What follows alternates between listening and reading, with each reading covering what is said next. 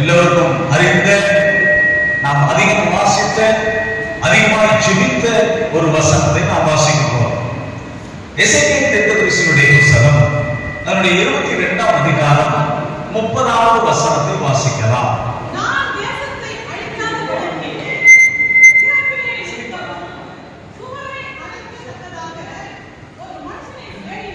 ஒரு மனுஷனை தேடினேன், ஒருவனையும் காணேன். அல்லேலூயா. இந்த வசனத்திலிருந்து கர்த்தர் நம்மோடு கூட பேசும்படியாக கண்களை மூடி தலைகளை தாழ்த்தி தேவனை நோக்கி பார்க்கலாம். எங்களை அதிகம் நேசிக்கிற எங்கள் அன்பின் பரமபிதாவே, உம்முடைய குமாரனாகிய ஆண்டவராகிய இயேசு கிறிஸ்துவின் நாமத்தினாலே உம்முடைய பாதத்தில் வந்து நிற்கிறோம். ஆண்டவரே, இந்த எசேக்கியேல் தீர்க்கதரிசியினுடைய புத்தகம் 22ஆம் அதிகாரம் 30வது வசனத்தின் வழியாக நீர் எங்களோடு கூட பேசும்படியாக ஜெபிக்கிறேன். காதேஸ் வனாந்தரத்தை அதிர பண்ணின உம்முடைய சத்தம் இந்த தேவாலயத்திலே ஒலிக்கட்டும் என்று நான் ஜெபிக்கிறேன். ஆண்டவரே, அன்றைக்கு வஸ்திர தொங்கல் எப்படியாய் ஆலயத்தை மகிமையால் மூடினதோ அதே போல உம்முடைய தேவ மகிமை இந்த ஆலயத்தை மூடும்படியாக ஜெபிக்கிறேன். காதேஸ் வனாந்தரத்தை அதிர பண்ணின உம்முடைய சத்தம் இந்த ஆலயத்திலே தொனிக்கட்டும் என்று சொல்லி ஜெபிக்கிறேன். அடிமையை மறைத்துக் கொண்டு நீர் வெளிப்படுவீராக.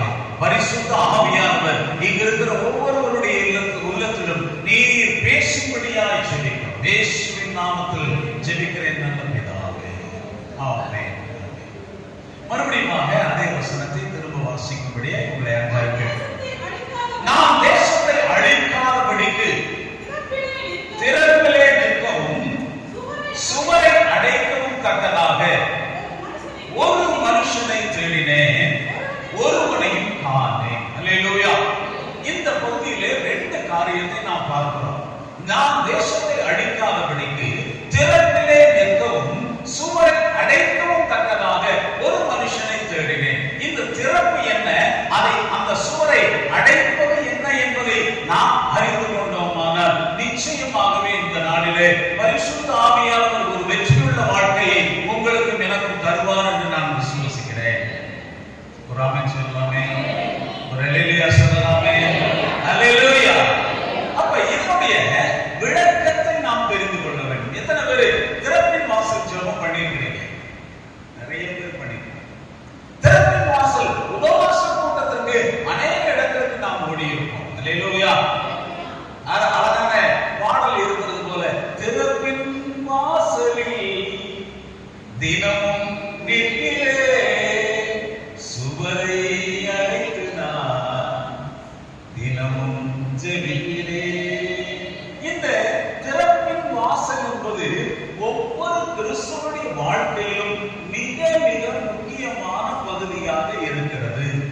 ஆனால் இந்த திறப்பின் வாசல் என்பது என்ன, சுவரை அடைப்பது என்ன என்பதை நாம் அறிந்து கொள்ள வேண்டுமானால் 2 ராஜாக்களின் புத்தகம் 25ஆம் அதிகாரம் அவருடைய முதல் 3 வசனங்களை நாம் வாசிக்க கேட்கலாம். 2 ராஜாக்கள் 25ஆம் எடுத்துக்கோங்க. 2 ராஜாக்கள் 25ஆம் அதிகாரம் அவருடைய முதல் 3 வசனங்கள். 10ஆம் தேதியிலே பாபிலோன் ராஜாவாகிய நேபுகாத்நேச்சார் அவருடைய எல்லா ராணுவமும் எருசலேமுக்கு விரோதமாக வந்து அதற்கு எதிரே பாளையம் இறங்கி சுற்றிலும் கொத்தளங்களை கட்டினார்கள். அப்படியே சிதேக்கியா ராஜாவின் நகரம் முற்றிலும் போடப்பட்டிருந்தது. 4ஆம் மாதம் 9ஆம் தேதியிலே பஞ்சம் நகரத்திலே அதிகரித்தது. தேசத்தின் ஜனத்திற்கு ஆகாரம் இல்லாமல் போயிற்று. நகரத்தின் மதில், நல்ல கவனிங்க, நகரத்தின் மதிலில் திறப்பு கண்டது. அல்லேலூயா, அல்லேலூயா. இதை நான் சற்று விளக்கமாய் சொல்றேன். எருசலேம் நகரம் என்பது ஒரு மிகப்பெரிய நகரம். அதனை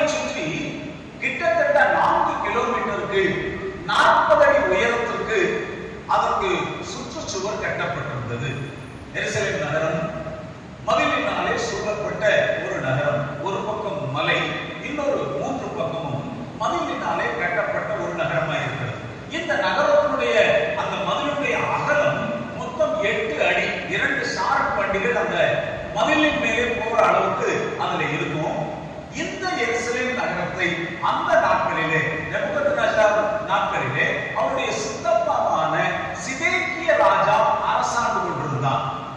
இந்த அரசமைப்பை ஏற்படுத்தி கொடுத்தது நேபுகாத்நேச்சார் தான். ஆனா ஒரு சூழ்நிலையில இவன் தான் வாழ்கிற இடம் ரொம்ப சொகுசான இடமா இருக்கு, வருடக்கணக்கு தேவையான ஆதாரம் இருக்கிறது என்று சொல்லி அந்த நகரத்தினுடைய மதிலை அடைத்து விட்டான்.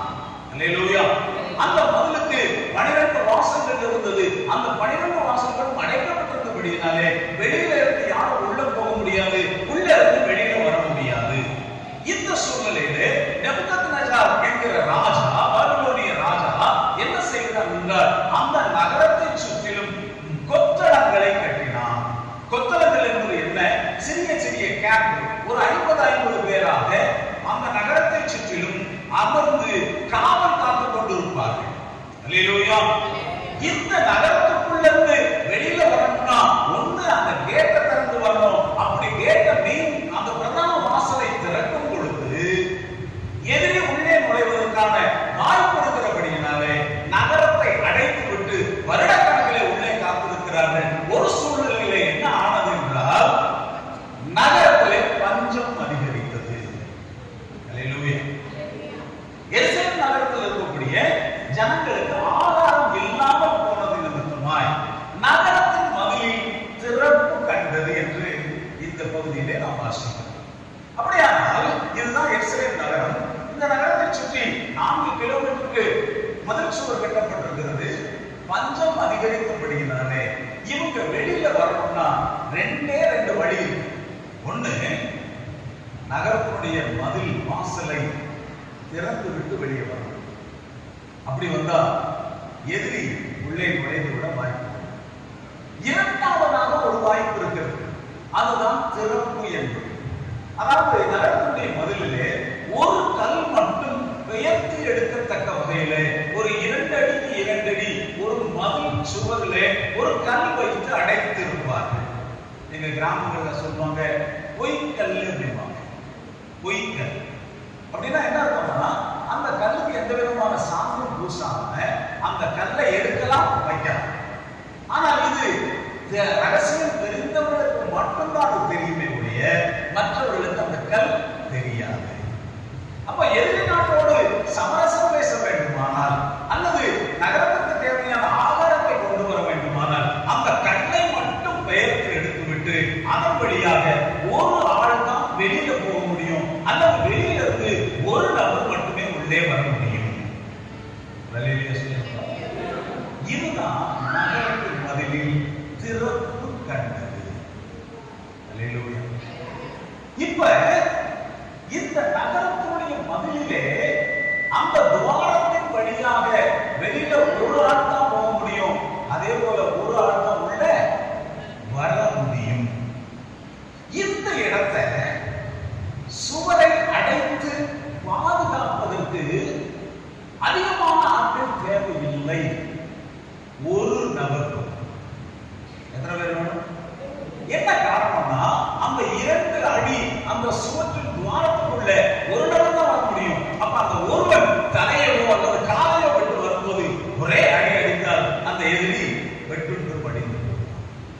அதனாலதான் வேதம் சொல்லுகிறது, நாம் தேசத்தை அழிக்காதபடிக்கு திறப்பிலே நிற்கவும் அந்த துவாரமான சுவற்றை அடைக்கவும் ஒருவனை தேடினேன், ஒருவனை தேடினேன், ஒருவனையும் காணேன்.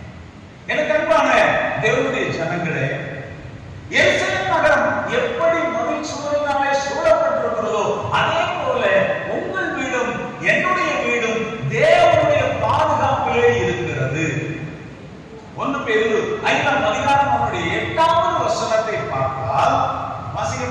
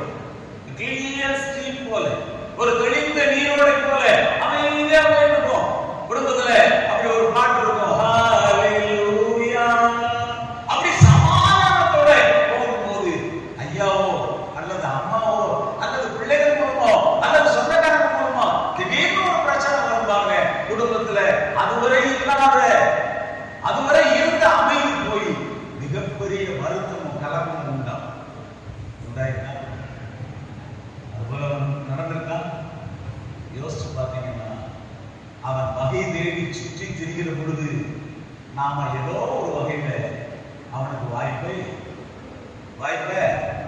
உண்டாக்கிட்டோம். அவன் வகையை தேடி சுற்றி திரிகிறான். யார் வாயில நுழைந்து பிரச்சனைகளை உண்டாக்கலாம் என்று அவன் ஆராய்ச்சி பண்ணுகிறான்.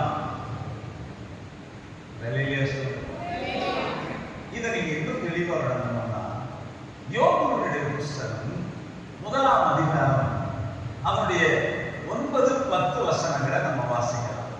யோபு எல்லாரும் எடுத்துக்கோங்க. ரொம்ப முக்கியமான ஒரு வசனம். அதற்கு சாத்தான் கர்த்தருக்கு பிரதியுத்தரமாக, யோபு விருதாவாகவா தேவனுக்கு பயந்து நடக்கிறான், நீர் அவனையும் அவன் வீட்டையும் அவனுக்கு உண்டான எல்லாவற்றையும் சுற்றி வேலையடைக்கவில்லையோ? ஹல்லேலூயா. நல்லா கவனிங்க. கர்த்தருடைய வேலி, கர்த்தருடைய பாதுகாப்பு நம்முடைய குடும்பங்களை சுற்றி இருக்கிறது. ஹல்லேலூயா. நம்முடைய குடும்பங்களை சுற்றி தேவனுடைய வேலி இருக்கிறது.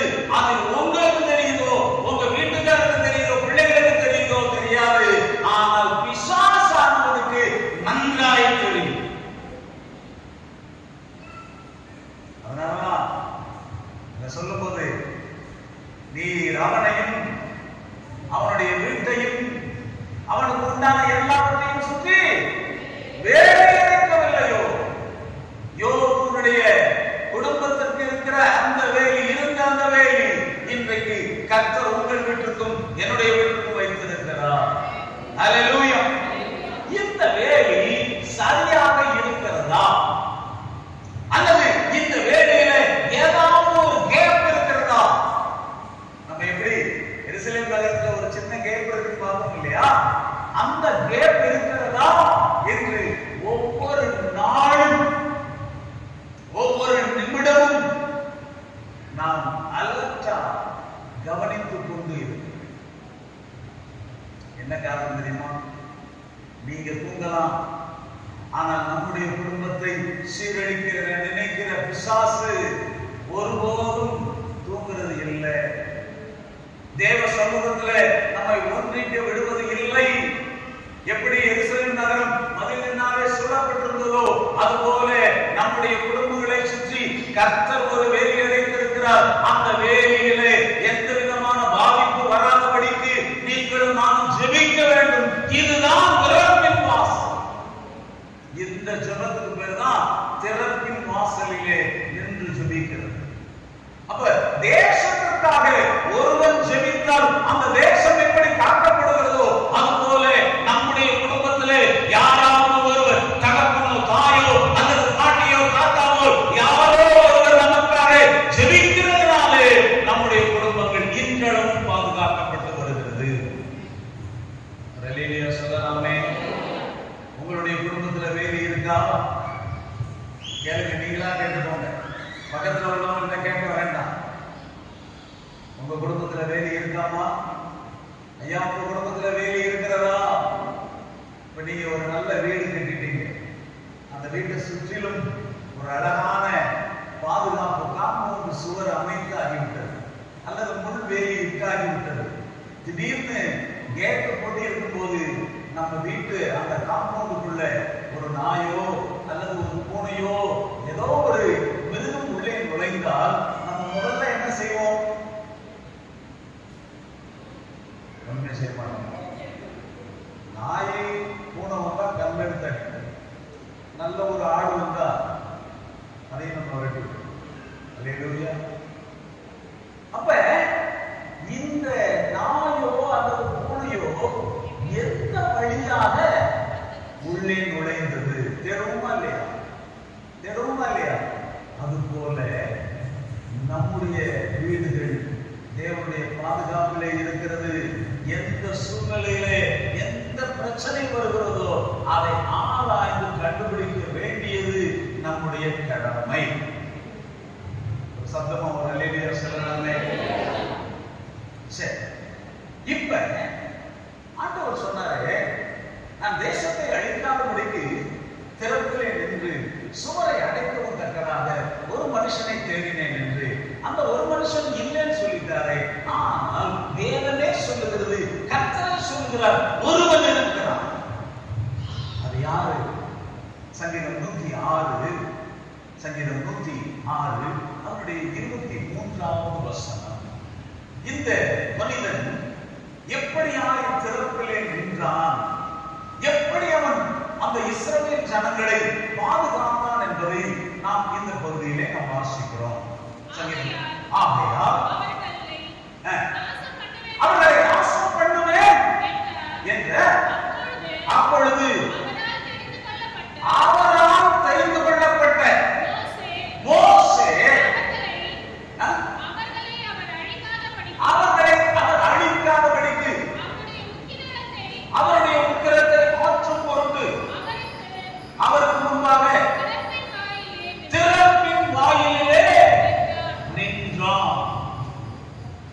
ஆண்டவர் சொன்னாரு, திறப்பின் வாசலிலே நின்று சுவரை அடைக்கத்தக்கதாக ஒரு மனுஷனை தேடினேன், ஒருவனையும் காணேன் என்று சொன்னவர் ஒரே ஒருத்தர் இருக்கிறான்ப்பா, அவன் எனக்காக திறப்பிலே நின்று ஜெபித்தான். அல்லேலூயா. இந்த மோசே எப்படியாக திறப்பின் வாசலில் நின்றான் என்பதை நாம் அறிந்து கொண்டோமானால் நிச்சயமாக நான் சொல்றேன், இன்றைக்கு ஒரு மிகப்பெரிய ஆசீர்வாதம் உங்க குடும்பத்துல வந்து விழும். ஆமென். ஆமென் இல்லையா? அல்லேலூயா. கொஞ்சம் சீரியஸா போற மாதிரி எனக்கு தோணுது. ஆமாவா? சரி. ஆமென் அப்படின்னா என்ன அர்த்தம்? சத்தமா சொல்லுங்க. அப்படியே ஆகக்கூடாது. இன்னொரு அர்த்தம் உண்டு. ஆமென் என்கிறவர் சொல்லுகிறதாவது. அப்ப ஆமென்னா இன்னொரு அர்த்தம் என்னது? ஆண்டவராகிய இயேசு கிறிஸ்து. அப்ப ஆமென் என்றால் அப்படியே ஆகக்கூடாது. இப்ப நான் கர்த்தருடைய வேதத்திலிருந்து நான் சொல்றேன், கர்த்தர் உங்களை ஆசீர்வதிப்பாராக. 5 பேர் ஆமென் சொன்னீங்கல்ல, இந்த வாக்குத்தத்தம் அந்த 5 பேருடைய குடும்பத்தை பலிக்கும். அல்லேலூயா. கர்த்தர் உங்களை பாராட்டாமல் தலையாட்டுவாராக. ஆமென். எப்பொழுது கர்த்தருடைய வாக்குத்தத்தம் வருகிறதோ, அதை எப்பொழுது நீங்களும் நானும் சுதந்திரித்துக் கொள்கிறோமோ, அப்பதான் அந்த வாக்குத்தத்தம் நமக்கு பலிக்கும். கரங்களை தட்டி. எஸ். அந்த வாக்குத்தத்தத்தை நீங்களும் நானும் சுதந்திரிக்காம போனா அது அப்படியே கடந்து போயிடும். அப்ப நான் ஒரு விளக்கம் சொல்றேன். என்ன காரணம்னா, தாழ்மையா சொல்றேன், நான் கடந்த 30 ஆண்டுகள் ஆசிரியர் பணி தலைமை ஆசிரியராக இருந்து 2018 ஓய்வு பெற்றேன். அதனால வாத்தியாரா இருக்கிறதுனால கொஞ்சம் அந்த புத்தி இருக்கும். சொல்லுங்க, எதுக்கு உட்காரு எந்திரி. ஆனா நாங்கள் அப்படியெல்லாம் தொந்தரவு பண்ண விரும்பவில்லை. ஒரு காரியம் சொல்றேன், ஆமென் என்றால் அப்படியே ஆகக்கடவுள். சரியா? இப்ப கவலையோட வரும் ஒரு மனசுல கர்த்தருடைய வார்த்தை வந்து, மகளே பலன் கொண்டு திடமானதாயிரு. ஆமென்னா? சரி, இப்போ உங்களுக்கு புரிஞ்சு அப்படி சொல்லும்போது அந்த கர்த்தருடைய பலன் நம்முடைய வாழ்க்கையில வந்துடும். ஏன்னா தேவனுடைய வார்த்தை ஜீவன் உள்ளது.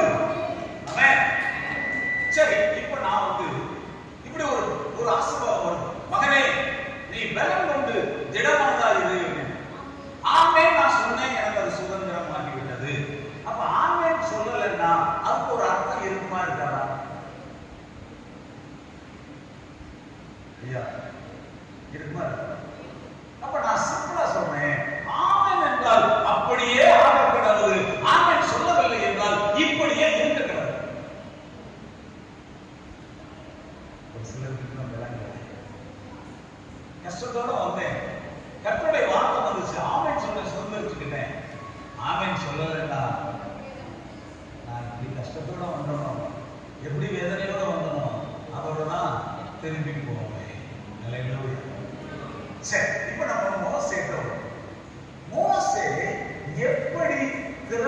வாயிலில் நின்றான்.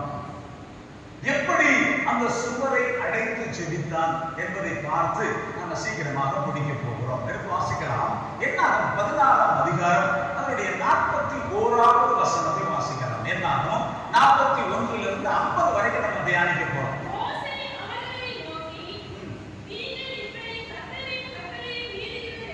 கர்த்தரின் கட்டளையை மீறுகிறது என்ன?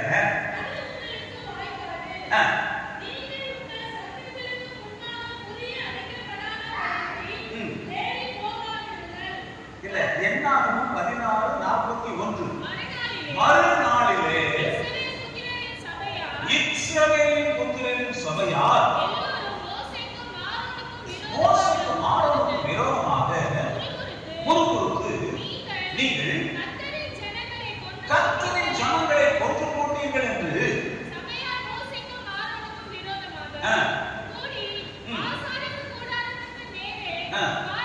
பார்க்கிற பொழுது மேகமலை மூடினது, கர்த்தரின் மகிமை காணப்பட்டது.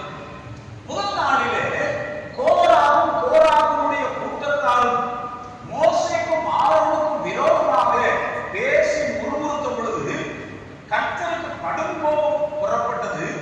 அந்த கடும் கோபத்தினாலே அந்த கோராகுடைய கூட்டத்தாரை பூமியை பிளக்க பண்ணி அவர்களை அப்படியே பூமி விழுங்கி போட்டது என்று பார்க்கிறோம். வாசிக்குமா? இந்த 16ஆம் அதிகாரம்.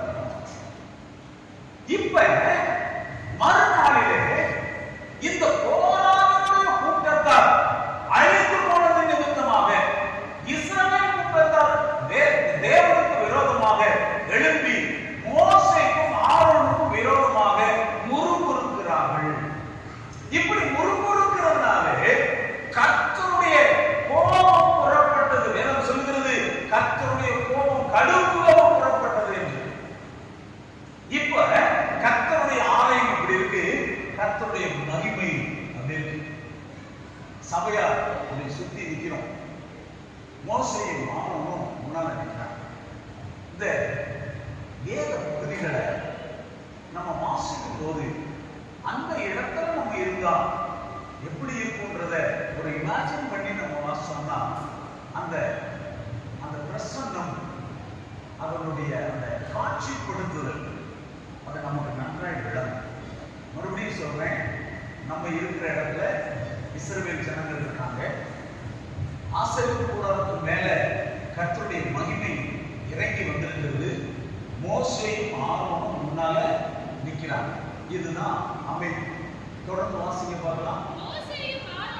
மோசேயும் ஆரோனும் ஆசரிப்பு கூடாரத்துக்கு முன்பாக வந்தார்கள்.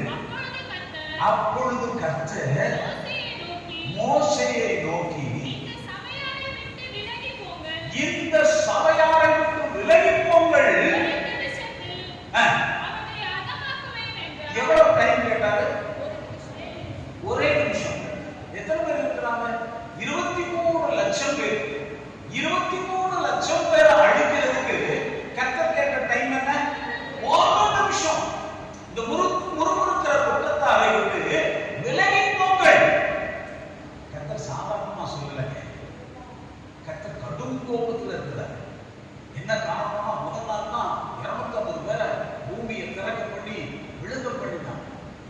அடுத்த நாள் மறுபடியும் யோசிச்சு பாருங்க, எவ்வளவு ஒரு துணிகரமா. முதல் நாள் கோராகுடைய கூட்டத்தார் அத்தனை பேர் இறந்து போனாங்களே, பயம் இல்லை, பயம் இல்லை.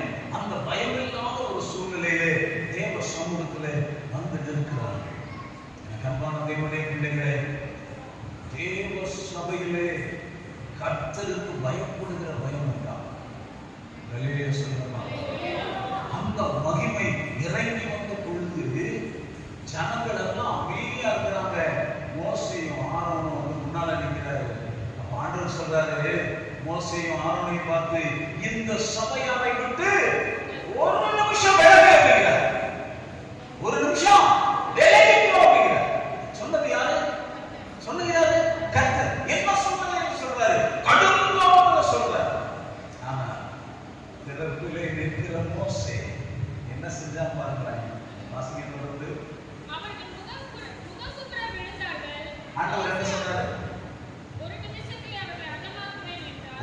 சொல்ல அவமானம் இந்த சபையாரை விட்டு விலகி போ அப்படின்னு சொல்லிட்டார் ஆண்டவர்.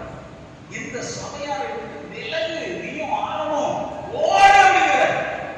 ஆனால் ஓடும் சொன்ன உடனே அவன் இந்த ஜனங்களே கேட்டுட்டு போனாலும் பரவாயில்லன்னு சொல்லிட்டு அவன் ஓடல. மாறாக முகம் குப்புற விழுந்தான். அல்லேலூயா சொல்லலாம். தொடர்ந்து வாசிக்க பார்க்கலாம். மோசே ஆரோனை நோக்கி, நீ தூப கலசை எடுத்து பலிபீடத்தில் இருக்கிற அக்கினியை எடுத்து அதை போட்டு சீக்கிரமாய் சபையினிடத்துக்கு ஓடு, அவர்களுக்காக பாவ நிவர்த்தி செய். கர்த்தருடைய சந்நிதியிலிருந்து கடும் கோபம் புறப்பட்டது, வாதை தொடங்கிற்று.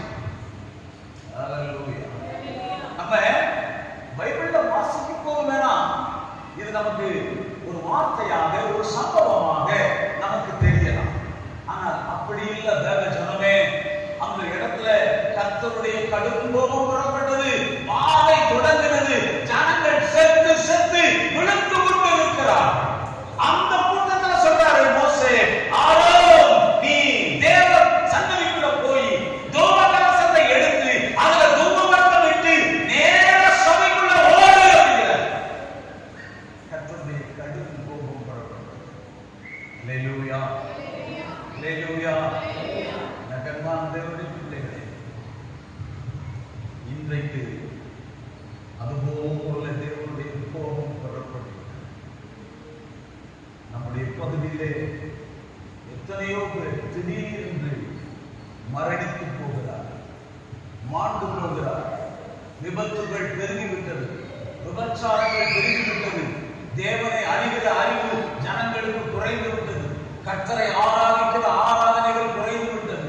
இந்த சூழ்நிலையிலே மோசேயும் ஆரோனும் முகங்குப்புற விழுந்து தேவ சபையிலே அந்த ஜனங்கள் அழிக்கப்படாதபடிக்கு ஜெபித்தது போல நீங்களும் நானும் இந்த நாளிலே திறப்பிலே இருந்து ஜெபிக்கும்படியாக உங்களை என்னையும் தேவன் அழைத்திருக்கிறார். தேவனை அழைத்திருக்கிறார். சுகபோக வாழ்க்கை வாழ்வதற்காக அல்ல, தேவ சமூகத்திலே இந்த ஜனங்களுக்காக அழைத்து போகிற ஆத்மாக்களுக்காக தேவ சபையிலே முகங்குப்புற விழுந்து கதறும்படியாக கண்ணீர் விடும்படியாக உங்களையும் என்னையும் அவர் ரட்சித்திருக்கிறார். அல்லேலூயா. ஜனங்கள் அழிந்து போகிறார். தேவனை அறியாத ஜனங்கள் அழிந்து கொண்டிருக்கிறார். நான் ஒரு நல்ல சாட்சியை, உண்மையான சாட்சியை நான் உங்களுக்கு சொல்றேன். எங்க பகுதியில கழுகுமலை என்ற ஒரு பகுதி இருக்கு, கோவில்பட்டி அதுதான்.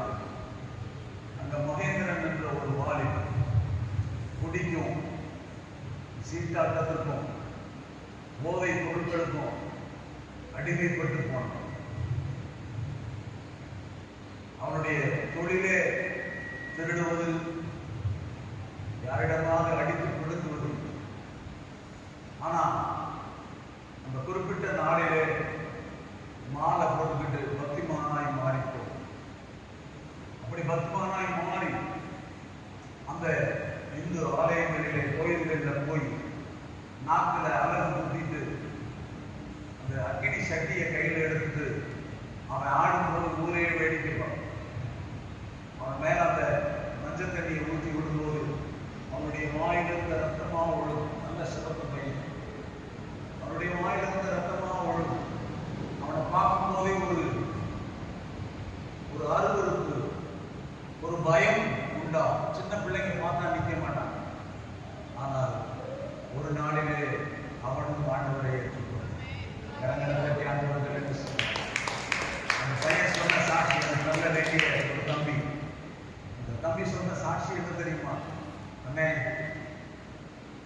நான் ஒரு சபையில ஆண்டவருடைய வார்த்தையை நான் அறிவித்து விட்டு அந்த சர்ச்சை விட்டு வெளியில வரும்போது ஒரு அம்மா என்னை கட்டி பிடிச்சிட்டு கண்ணீர் விட்டு அழுதாங்கண்ணே. இப்ப நான் கேட்டேன் அந்த அம்மாட்ட,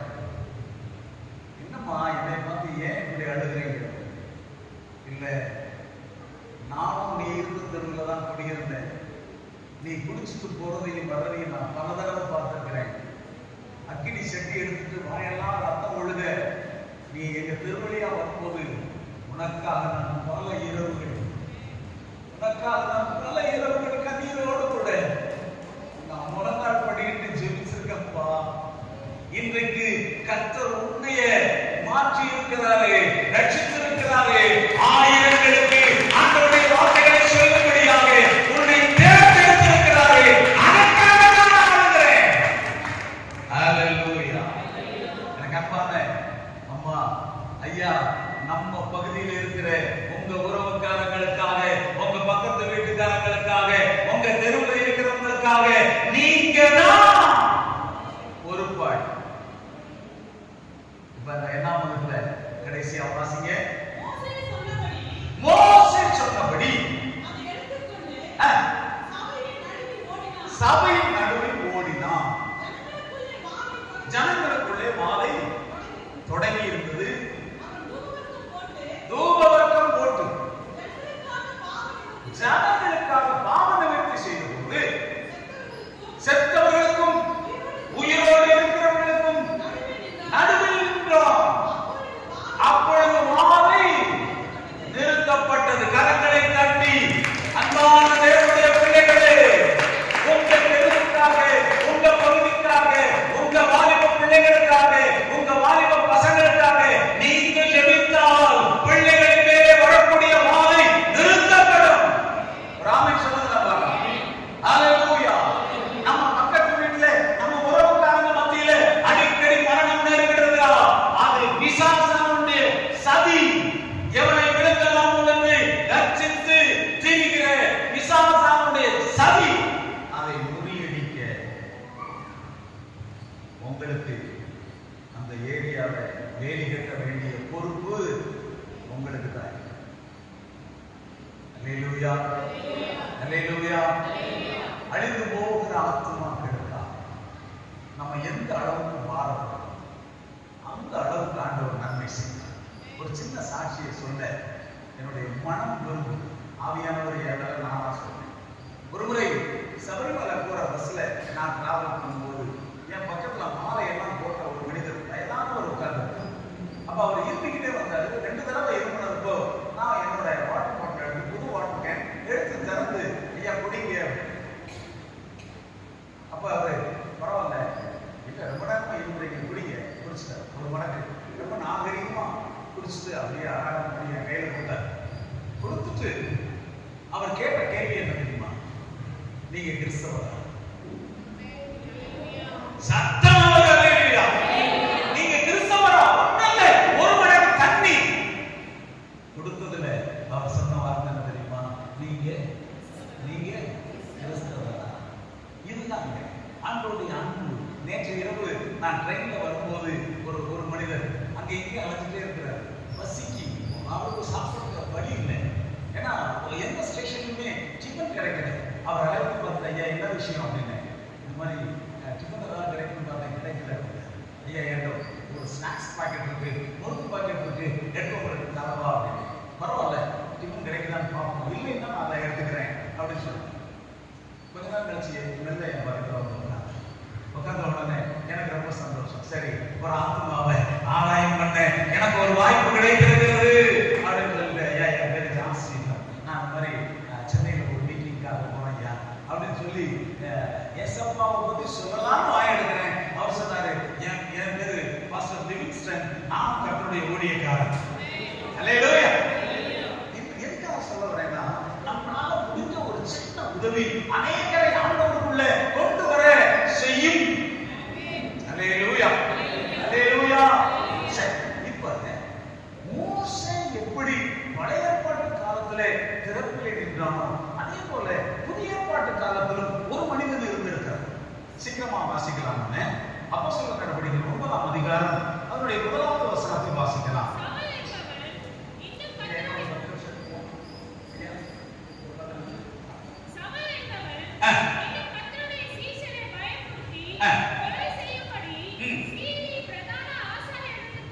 சீரி பிரதான ஆசாரியரிடத்துக்கு போய்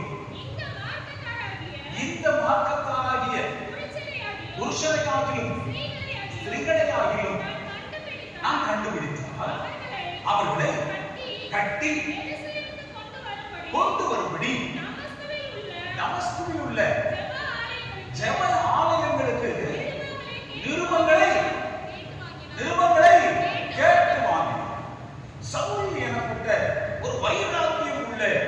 வாலிபன், திடகாத்திரமான ஒரு வாலிபன் எருசலேமில் உள்ள தேவாலயங்களிலே ஆண்டவரை ஆராதிக்கிற ஜனங்களை தமஸ்குவிலே போய் கட்டி எடுத்து வரும்படியாக நிருபங்களை கேட்டு வாங்குகிறான்.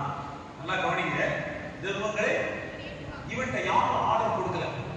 இந்த மார்க்கத்தாரை, இயேசு கிறிஸ்துவை ஆராதிக்கிற மார்க்கத்தாரை நீ கட்டி கொண்டு வரணும்னு யாரும் சொல்லல. ஆனா ஜெபாலய தலைவர்கிட்ட இவனே போய் வாலண்டியரா என்ன பண்றான்? நிருபங்களை கேட்டு வாங்கினான். அப்ப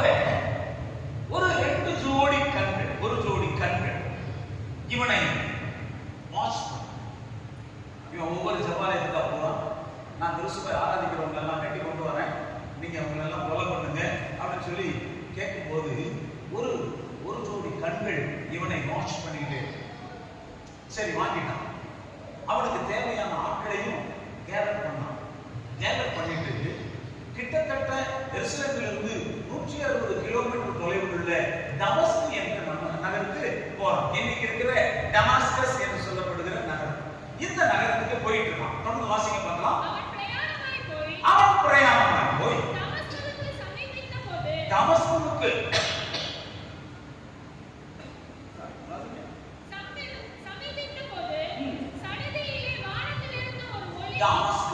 சமீபமாய் வருகிற பொழுது சடுதியிலே திடீர்னு வானத்திலிருந்து ஒரு ஒளி அவனை சுற்றி பிரகாசித்தது.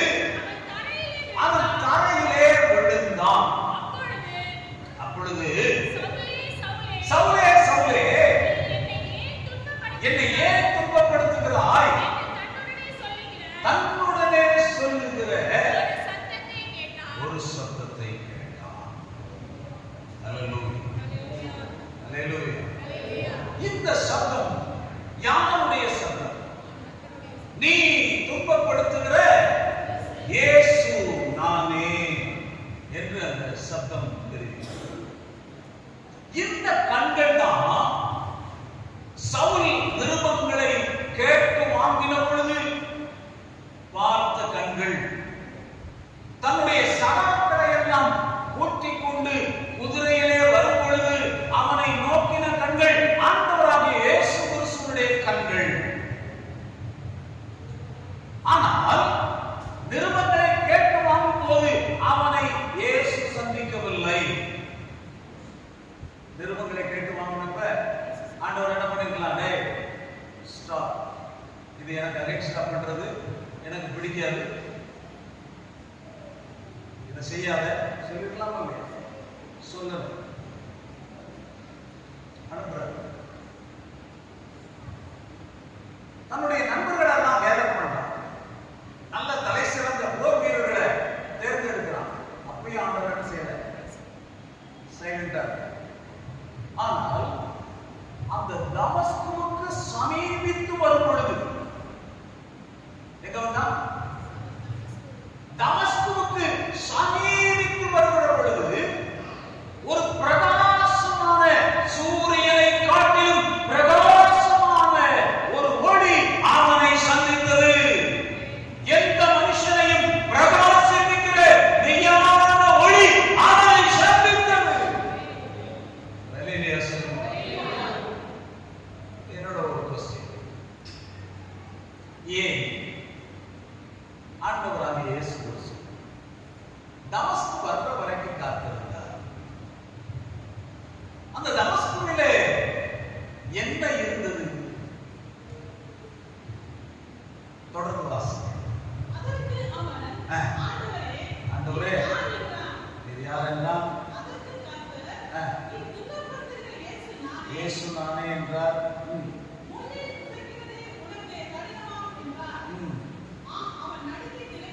நடுங்கி திகைத்து, ஆண்டவரே, நான் என்ன செய்ய சித்தமாயிருக்கிறேன்? அதற்கு கர்த்தர், நீ எழுந்து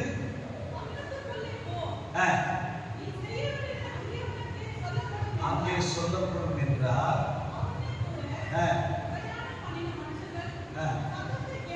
சத்தத்தை கேட்டும்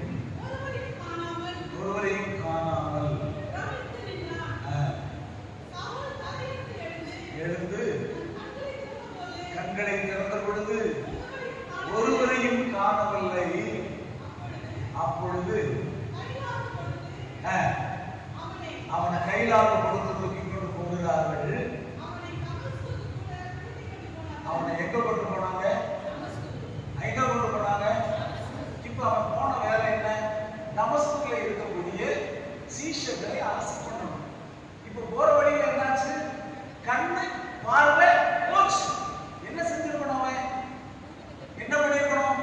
திரும்ப அவன் எருசலேமுக்கு தான் வந்திருக்கணும். ஆனால் அவனை அவனுடைய சீஷர்கள், அவனுடைய அந்த படை வீரர்கள் தமஸ்குவுக்கு கூட்டிச் சென்றார். அப்ப தமஸ்குவிலே ஏதோ ஒரு காரியத்தை தேவனாகிய கர்த்தர் வைத்திருக்கிறார். என்ன காரியம்? தொடர்ந்து வாசிக்க பார்க்கலாம். இருந்தா தமஸ்குவிலே அனனியா என்ற பேருள்ள ஒரு சீஷன் இருந்தான். கரங்களை தட்டி ஹல்லேலூயா.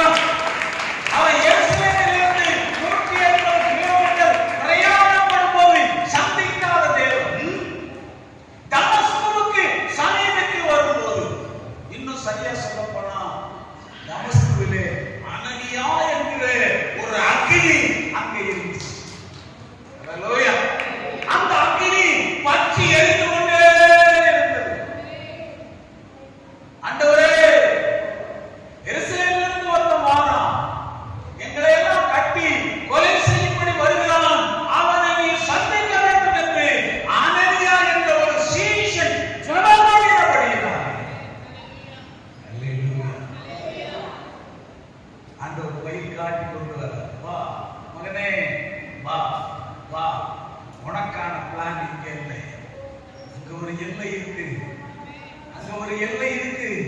தமஸ்குல ஒருத்தன் ஜெபம் பண்ணிட்டு இருக்கான். அவனுடைய ஜெபாக்கினி, அவனுடைய ஜெபாலை அந்த தமஸ்குனுடைய நகரத்தை சுற்றிலும் இருந்தது. கரங்களை தட்டி ஆண்டவருக்கு எப்போ அந்த மனுஷன் சவுல் என்கிற மனிதன் எப்பொழுது அந்த டெரிட்டரிக்குள்ள கால் வச்சானோ, அவனுடைய குதிரை எப்பொழுது அந்த ஏரியாவுக்குள்ள நுழைஞ்சோ, அடுத்த வினாடி கர்த்தர் அவரை சந்தித்தார். ஹல்லேலூயா. ஒரு காரியம் சொல்லட்டா? தமஸ்குவிலே அனனியா நம்ம தெருவுக்கு நம்மதான் அனனியா. நம்ம வீட்டுக்கு நம்மதான் அனனியா. நம்ம தெருவுக்கு நம்மதான் அனனியா. நம்ம ஏரியாவுக்கு நம்மதான் அனனியா. நம்ம ஏரியா பாதுகாக்கப்பட வேண்டுமானால், ஜனங்கள் ரட்சிக்கப்பட வேண்டுமானால், நாமதான் திறப்பிலே நின்று ஜெபிக்கிறவர்களாய் இருக்கிறோம்.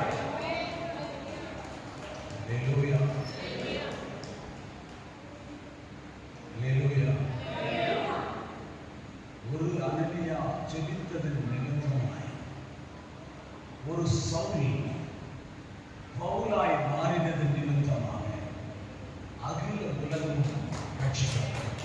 இன்னும் உற்சாகமாய் கரங்களை, இன்னும் உற்சாகமாய் கரங்களை. இன்றைக்கு நீங்களும் நானும் நம்முடைய அறையில ஜெபம் பண்ண ஆரம்பிச்சோம்னா தெருவில் இருக்கிற பகுதியில அசைவு உண்டாகும். ஹல்லேலூயா. நான் கடந்த முறை வந்திருந்தப்பையும் ஒரு ஆத்ம பானம் உள்ள ஒரு சாட்சியை நான் சொன்னேன். எத்தனை பேருக்கு நினைவு இருக்குன்னு தெரியல. ஒரு வயதான குஷ்டரோகி அம்மா ஒரு பழைய ரேடியோவை வச்சு 56 குஷ்டரோகிகளை ஆண்டவருக்குள்ள நடத்திருக்கிறாங்க. நமக்கு எவ்வளவு வாய்ப்புகள் இருக்கிறது, எவ்வளவு வசதிகள் இருக்கிறது. நாம கிறிஸ்தவராய் ஆண்டவர் நம்மை ரட்சித்திருப்பது ஒரு சொகுசான வாழ்க்கை வாழ்வதற்கு அல்ல, இயேசு நல்லவர் என்று சொல்லுவதற்காகத்தான் நீங்களும் நானும் இன்னைக்கு ஆலயத்தில் அமர்ந்திருக்கிறோம். இன்றைக்கும் சபைகளில் மட்டும்தான் இயேசு நல்லவர் சொல்லி மற்றவங்கள்ட்ட போய் சொல்ல முடியல. மோசே எப்படி திறப்பிலே நின்றானோ, மோசே எப்படி அந்த வாதை நிறுத்தும்படியாக யோசிப்பாங்க, பாதை நடந்துட்டு இருக்கு, ஜனங்கள் செத்துக்கிட்டு இருக்காங்க, அந்த கூட்டத்துக்குள்ள ஒரு மனுஷனால ஓட முடியுமா? ஆனா இந்த மோசையினுடைய வார்த்தையை கேட்டு ஆரோன் ஓடுறான். தூப கலசத்தை எடுத்துக்கொண்டு, இன்னைக்கு தூபம் போல உங்களுடைய ஜெபங்களும் என்னுடைய ஜெபங்களும் தேவ சமூகத்தை எட்டினா இந்த பட்டணம் ரட்சிக்கப்படும். இந்த பட்டணத்துடைய ரட்சிப்பு நம்முடைய கரங்களிலே இருக்கிறது. இந்த பட்டணத்துடைய ரட்சிப்பை கர்த்தர் ஏன் கையில வச்சிருக்கிறார்? எசேக்கியேல் 22:30 சொல்லுகிறபடி, நான் தேசத்தை அழிக்காதபடி திறப்பிலே நிற்கவும் சுவரை அடைக்கவும் தக்கதாக ஒரு மனுஷனை தேடினேன், ஒருவரையும் காணேன். எனக்கு அன்பான தேவனுடைய பிள்ளைகளே, இன்றைக்கு அதே அழைப்பு அன்றைக்கு பழைய ஏற்பாட்டு காலத்தில் பேசின அதே கர்த்தருடைய சத்தம் இன்றைக்கு இந்த கோட்டூர் சர்ச்சில் எதிரொலிக்கிறது. நாம் தேசத்தை அழிக்காதபடி, இந்த சென்னை பட்டணத்தை அழிக்காதபடி திறப்பிலே நிற்க, சுவரை அடைக்க நான் ஒருவரை தேடுகிறேன். யார் அந்த ஒருவர்? யார்?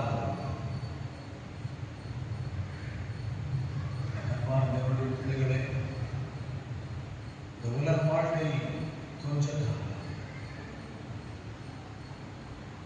இந்த காலம் முடிந்தவர்களே, நீங்களும் நானும் பரலோகத்துக்கு நாம் எடுத்துக்கொள்ளப்படும். எத்தனை பேருக்கு நம்பிக்கை இருக்கு? நம்பிக்கை இருக்கிற அந்த 16 பேருக்கு நன்றி. கரங்களை உயர்த்தி சத்தமா சொல்லுங்க, ஆமென். எட்டர்னிட்டி, நித்திய வாழ்வு நமக்கு இருக்கு. இந்த பூலோகத்திலே ஒரு மனிதன் ரட்சிக்கப்பட்டால் பரலோகத்துல ரொம்ப சந்தோஷம். அப்ப ஆண்டவர் கேட்பாரு, எப்படி இந்த மனிதன் ரட்சிக்கப்பட்டான்? அப்ப ஆண்டவர் சொல்றாரு, இந்த அம்மா இருக்காங்கல்ல, இந்த ஐயா இருக்காங்கல்ல, அந்த தம்பி இருக்காங்கல்ல, அந்த தங்கச்சி இருக்காங்கல்ல, அவ ஆண்டவரை பத்தி எடுத்து சொன்னா அதனால இந்த பையன் ரட்சிக்கப்பட்டான் அப்படிங்கும் போது, அந்த பையன் ரட்சிக்கப்பட்டதுக்கு என்ன சந்தோஷமோ அதே சந்தோஷத்தை கர்த்தர் நமக்கு தருவார். எல்லாரும் எழுந்து நிற்கலாம், எல்லாரும் எழுந்து நிற்கலாம். இந்த நாளிலே இன்றைக்கு கூட்டத்துக்கு வருவேன்னு சொன்ன உடனே அருமையான ஊழியக்காரர் எனக்கு ஒரு வாட்ஸ்அப் செய்தி அனுப்பி, கண்ணீரோடு விதைக்கிறவர் சொல்லுங்க, கம்பீரமாய் அறுவடை செய்வார். எனக்கு ரொம்ப ஆச்சரியமா இருந்தது. ஏன்னா நான் என்ன தலைப்புல ஆண்டவருடைய வார்த்தையை பேச போறேன்னு அவருக்கு தெரியாது. ஆனால் தேவ ஆவியானவர் அறிந்திருக்கிறார். அப்படியானால் இந்த சபைக்கு ஆண்டவர் கொடுக்கிற ஒரு அறிவுறுத்தல் என்ன தெரியுமா? மீண்டும் மீண்டும் கண்ணீரோடு விதைக்கும்படியாக கர்த்தருடைய வார்த்தையை விதைக்கும்படியாக இங்கு இருக்கிற அநேகர் மேலே ஒரு அபிஷேக தைலம் ஊற்றப்பட போகிறது. அபிஷேக தைலம் ஊற்றப்பட போகிறது. இனி நீங்க யாரை பார்த்தாலும் ஏசப்பாவை பற்றி சொல்லாம உங்களால இருக்க முடியாது. ஏன்னா உங்களுடைய அழைப்பு அதுதான். அதேதான் மறுபடியும் ஒரு புத்தெழுச்சி இந்த சபையை உண்டாக போகிறது என்று பரிசுத்த ஆவியானவர் அறிவிக்கிறார். அழைத்து போவது ஆத்துமாக்களுக்காக திறப்பிலே நின்று ஜெபிக்கத்தக்கதாக. ஹல்லேலூயா. ஒருவனை தேடினாரே, கரங்களை ஒரு தடவை உயர்த்தி காட்டுங்க. அப்பா நான் இருக்கேன்ப்பா, அப்பா நான் இருக்கேன். இந்த தேசத்துடைய ஜனங்கள் அழிந்து போகாதபடி திறப்பிலே நின்று ஜெபிக்க, சுவரை அடைக்க, இந்த சென்னை பட்டணத்துக்காக ஜெபிக்க நான் இருக்கிறேன். ஹல்லேலூயா.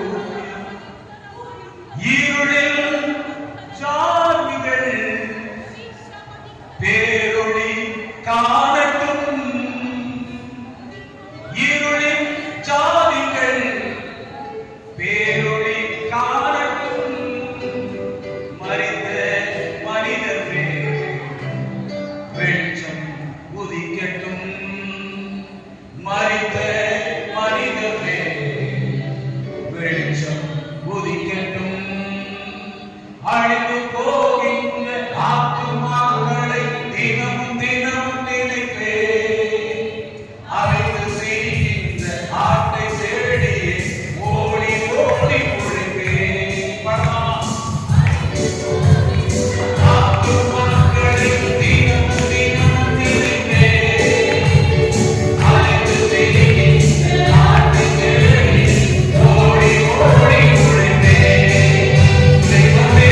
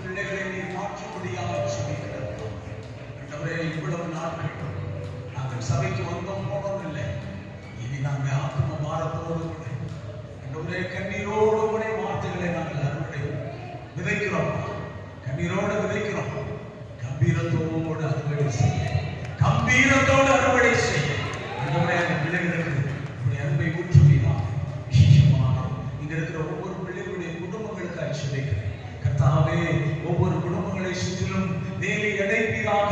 இவர்கள் கண்கள் காணவில்லை ஆனாலும் கூட சத்துரு தொடாதபடி, சத்துரு வஞ்சிக்காதபடி, வகை தேடி சுற்றி தெரியாதபடி இவர்களை சுற்றிலும் ஒரு கர்த்தருடைய வேலை உண்டாவதாக, ஒரு ஆவிக்குரிய வேலை உண்டாவதாக என்று நான் சொல்கிறேன். எந்த மனுஷனும் இவர்களை அணுகாதபடி, சத்துருடைய கிரியைகள் இவர்களை தொடாதபடிக்கு தேவ கரம் பாதுகாக்கும். இந்த இடத்துல ஊழியத்தை செய்ய வேண்டும். ஆத்மபாவத்தோடு கூட இருக்கிற பிள்ளைகளோடு கூட நாளிலே நீ பேசுவீராக, தரிசனங்கள் மூலமாக, சொப்பனங்கள் மூலமாக ஆண்டவரை நீ பேசும்படியாக சொல்லிக்கிறேன். இந்த பகுதியிலே ஆண்டவருடைய ஊழியத்தை செய்கிற அன்பு ஐயாவுக்காக சொல்லிக்கிறேன். ஐயாவுடைய குடும்பத்தை ஒப்புக் கொடுக்கிறேன். தேவ கரம் அவர்களை சூழ்ந்து கொள்வதாக. கர்த்தருடைய ஊழியத்தை செய்கிற அவருடைய குடும்பத்தின் மேலும், அவருடைய சகோதர சகோதரிகள் மேலும் கர்த்தருடைய கரம் இறங்கி வரட்டும் என்று நான் சொல்லிக்கிறேன். எப்பொழுதும் ஒரு தேவ பாதுகாப்பு, தேவனுடைய வேலி உண்டாக வேண்டும் என்று நான் சொல்கிறேன். சுபங்களை எல்லாம் எங்கள் ஆண்டவர், எங்கள் அருமை ரட்சகர் இயேசு கிறிஸ்துவின் நாமத்தில் ஜெபிக்கிறோம். எங்கள் ஜீவனுள்ள நல்ல பிதாவே. ஆமென். ஆமென். கர்த்தர் நல்லவர், அவருடைய கிருபை என்றும்